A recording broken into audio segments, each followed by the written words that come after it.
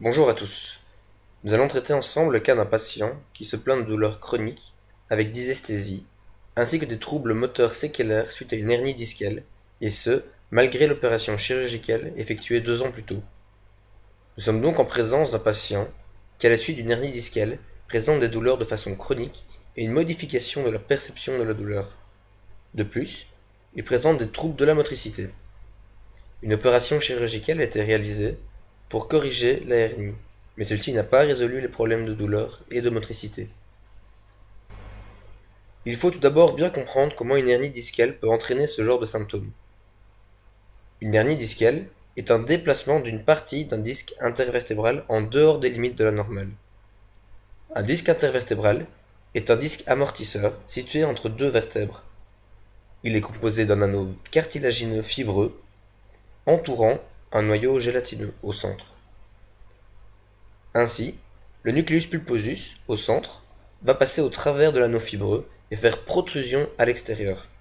Cette protrusion peut être antérieure ou latérale, et est alors généralement asymptomatique. Ou alors, elle peut être postérieure, et peut dès lors déborder au sein du canal vertébral. Cette lésion du disque intervertébral peut survenir à la suite d'une usure d'origine dégénérative, favorisée par des efforts répétés de soulèvement. La pression est alors répartie de façon inégale sur le disque, au lieu d'être uniformément répartie, comme c'est le cas en position debout habituelle. Cette protrusion peut comprimer la racine d'un nerf spinel et amener différents symptômes.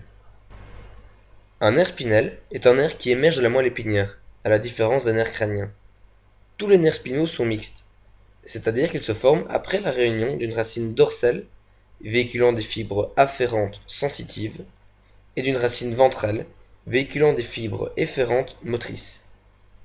Les nerfs spinaux véhiculent également des fibres végétatives sympathiques, responsables de la motricité et de la sensibilité viscérale.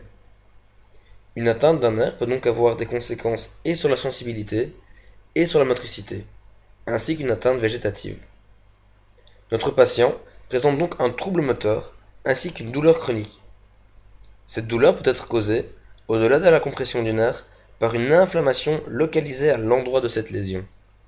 Il présente également une dysesthésie, c'est-à-dire que des stimuli, normalement non douloureux, peuvent déclencher des douleurs chez lui. Plusieurs traitements peuvent être envisagés pour prendre en charge ces douleurs.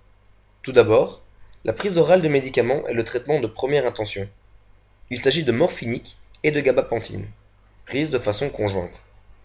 Les morphiniques, en saturant les récepteurs opiacés au niveau du système nerveux central, limitera la perception de douleur. La gabapentine, dérivé du GABA, l'acide gamma-aminobutyrique, est un inhibiteur des canaux calciques et est souvent utilisé comme coanalgésique avec des morphiniques. Si ce traitement n'est pas efficace, une neurostimulation électrique médulaire est possible en deuxième intention. Celle-ci va permettre, en produisant des potentiels d'action grâce à une source électrique exogène, d'amener à une paresthésie.